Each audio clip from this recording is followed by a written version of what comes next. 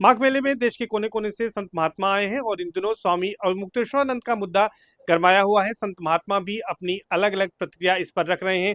हमारे साथ बातचीत के लिए इस समय मौजूद हैं अयोध्या के यहाँ पर सिद्धपीठ श्री हनुमत निवास अयोध्या के पीठाधीश्वर आचार्य मिथिलेश नंदिनी शरण महाराज जी। उनसे बातचीत करेंगे। महाराज जी, आपसे ये जानेंगे कि इन दिनों माघ मेले में तो बहुत कुछ चल रहा है, स्नान हो रहे हैं, अनुष्ठान हो रहे हैं, लेकिन स्वामी अवमुक्तेश्वरानंद का जो मुद्दा है वो सबसे गर्म है। इसके पीछे किसे जिम्मेदार मानते हैं? जाहिर है, आप जिनका नाम ले रहे हैं उन्हीं ने मुद्दा गर्म किया है, तो जिम्मेदार वही है। स्वामी जी ही जिम्मेदार हैं। अच्छा, क्या लगता है कि जिस तरह से मौनी अमावस्या के दिन वो पालकी में आए थे, बैरिकेटिंग तोड़ने का विजुअल भी जो है वो मेला प्रशासन ने जारी किया है, ऐसा कुछ वहां पर स्थितियां थी कि इसको टाला जा सकता है? जिम्मेदार कौन है, संत महात्मा या आप संत हैं? क्या सोचते हैं? जाहिर है, पूरे मेले में कोई और धर्माचार्य मौनी अमावस्या का स्नान करने के लिए पालकी जुलूस या रथ लेकर नहीं निकला। अकेले स्वामी जी निकले। प्रशासन ने कई बार स्पष्ट किया है कि व्यवस्था को देखते हुए गत महाकुंभ में हुई बड़ी दारुण दुर्घटना के मद्देनजर इस बार ये बात पहले से ही एहतियात बरती गई थी कि मेले के मुख्य पर्वों पर वाहनों के द्वारा स्नान पूज्य संत भी नहीं करेंगे, और इस बात का बाकी सब संतों ने ध्यान रखा। स्वामी जी रथ पालकी जो भी उनकी थी वो लेकर निकले, और पुलिस के प्रतिबंध के बावजूद उनके समर्थकों, उनके भक्तों ने बैरिकेटिंग हटाई, पुलिस के साथ अभद्रता की, और एक प्रतिबंधित आरक्षित पुल जो किसी आपातकालीन परिस्थिति के लिए था उसको लांघ करके वो मेला में संगम क्षेत्र में आ गए। संयोग से मैं स्नान करने गया था और वो वहीं विद्यमान थे। तो इसमें ये पूछने और जानने का कोई दो पक्ष ही नहीं है कि जिम्मेदारी किसकी है। कोई शंकराचार्य हो, कोई धर्माचार्य हो, हमें बहुत मौलिक रूप से ये समझना पड़ेगा कि देश केवल धर्मशास्त्रों से नहीं चल रहा है, ये एक संविधान से चलता है, और इसमें संविधान में समाज के, जनता के संरक्षण की सरकार की अपनी प्रतिज्ञाएं हैं। सबसे ज़्यादा जिम्मेदारी उनकी होती है जो समाज को उपदेश करते हैं, जो प्रबोधक हैं, जो उपदेशक हैं। वे अपने पद की, अपनी महिमा की किसी अहम मान्यता में पढ़ करके यदि लॉ एंड ऑर्डर का ऐसे उल्लंघन करेंगे और अनावश्यक कारण से करेंगे तो समाज में व्याघात उपस्थित होगा, गलत संदेश जाएगा और परेशानी होगी, जैसे कि सामने है। महाराज जी, लेकिन स्वामी अवमुक्तेश्वरानंद जी कह रहे हैं कि वो ज्योतिष पीठ के निर्विवाद रूप से शंकराचार्य हैं, उन्हें ये प्रोटोकॉल मिलना चाहिए। इसके पूर्व में भी वो गए हैं। उनका ये भी कहना है कि शंकराचार्य कौन है ये प्रशासन नहीं तय करेगा, बल्कि जो अन्य 3 शंकराचार्य हैं उनमें 2 का समर्थन प्राप्त है और एक न्यूट्रल है, तो पुरी के शंकराचार्य। मैं सब बातों से सहमत हो सकता हूँ।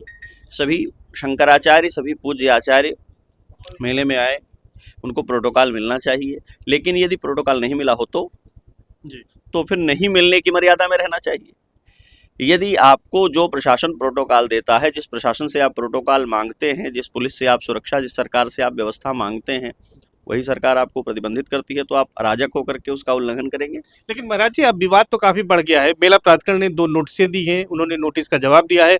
आज जो हमारी बातचीत हुई है उस पर वो कह रहे हैं कि लड़ाई मेला प्राधिकरण ने शुरू की है और हम पीछे नहीं हटेंगे। हो सकता है कि उनके पास कोई इसका तर्क हो, पर जो कुछ अब तक सामने आया है हम लोगों के, उसमें ये दिखाई नहीं देता कि ये शुरुआत मेला प्राधिकरण की है। मेला प्राधिकरण ने तो सबके लिए एक जैसी घोषणा की होगी। कोई दूसरा संत, उस दिन जिन शंकराचार्यों की बात हो रही है, किसी संप्रदाय के रामानुजाचार्य, रामानंदाचार्य, कोई धर्माचार्य उस दिन वाहनों पर जाकर के स्नान नहीं कर रहे हैं, सब पैदल जा रहे हैं।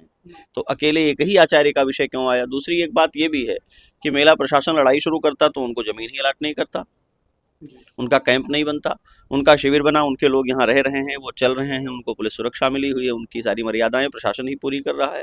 मेला प्रशासन की लड़ाई होती है तो वो किसी का रथ क्यों रोकेगा? वो तो पहले जमीन नहीं देगा, कैंप नहीं लगेगा। अच्छा, एक तस्वीर जो सामने आई उसको लेकर भी उनको आपत्ति है कि बटुकों को मारा गया, पीटा गया, चोटी खींची गई, जो सनातन का अपमान है और ऐसा पुलिस को नहीं करना चाहिए था। ये बहुत दुर्भाग्यपूर्ण है। निश्चित रूप से पुलिस को ऐसा नहीं करना चाहिए था। ये बहुत बर्बर और अमानवीय कृत्य हुआ है। ब्राह्मण बालकों के साथ, ब्रह्मचारियों के साथ, सन्यासियों के साथ पुलिस ने जो व्यवहार किया है वो निश्चित रूप से निंदनीय है।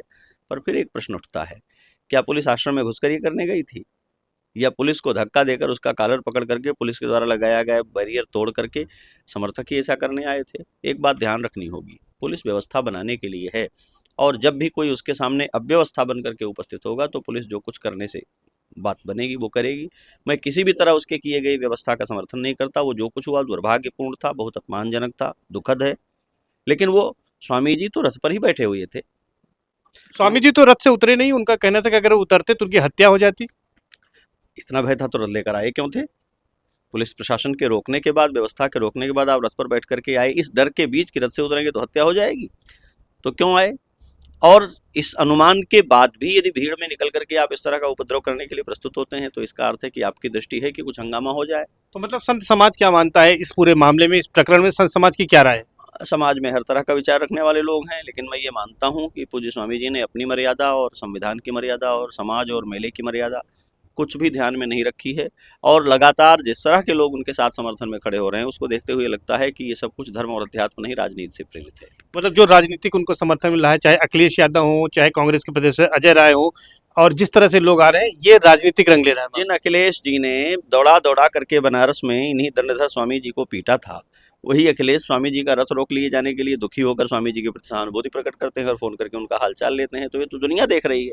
स्वामी जी तो कह रहे हैं कि हरिद्वार के कुंभ में उन्होंने प्रेस कॉन्फ्रेंस की, माफी मांगी और उन्होंने बड़ा दिल दिखाते हुए माफ कर दिया। तो अब दिल क्यों छोटा कर रहे हैं? जिनके पिताजी ने अयोध्या में हिंदुओं को दौड़ा दौड़ा करके उन पर गोलियां चलवाई थी, जिन अखिलेश जी ने स्वयं स्वामी जी को पिटवाया था, उनको क्षमा कर दिया। योगी जी ने तो आपको पिटवाया भी नहीं, आपने पिटने के सारे इंतजाम संगम तट पर कर रखे थे।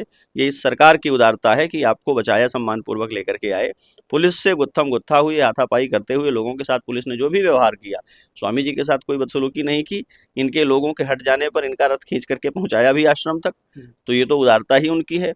तो जैसे इनको क्षमा कर दिया था, ऐसे उनको भी क्षमा कर दें क्या? महाराज जी, एक सवाल और है। आज मैंने जब शंकराचार्य जी से खुद पूछा कि स्वामी अमृतसरानंद जी से, तो उन्होंने कहा कि अभी मौनी अमावस्या का मुहूर्त नहीं गया है और उस मुहूर्त को निकले थे, अभी शिविर नहीं पहुंचे हैं।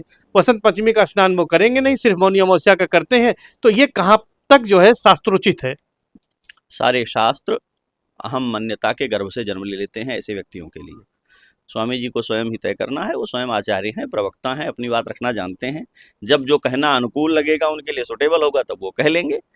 वही कहते हैं कि अपनी माँ के पास जाओ तो बालक बन करके जाओ, प्रोटोकॉल लेकर के क्यों जाते हो? उन्हीं का प्रवचन है, आपने सुना होगा।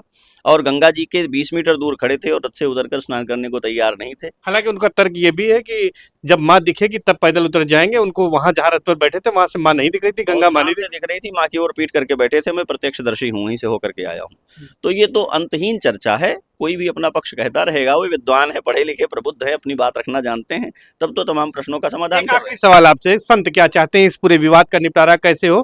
क्योंकि शंकराचार्य है कि नहीं है, ये विवाद का विषय है, सुप्रीम कोर्ट में है। लेकिन संत इस पूरे विवाद पर क्या चाहते हैं? सरकार की जो व्यवस्थाएं हैं और जिस तरह से ये विवाद चल रहा है, इसका पटक्षेप कैसे होना चाहिए? संत यदि स्वामी अवधूतेश्वरानंद जी की इस गतिविधि से सहमत होते तो मुखर होकर अब तक सामने आ गए होते।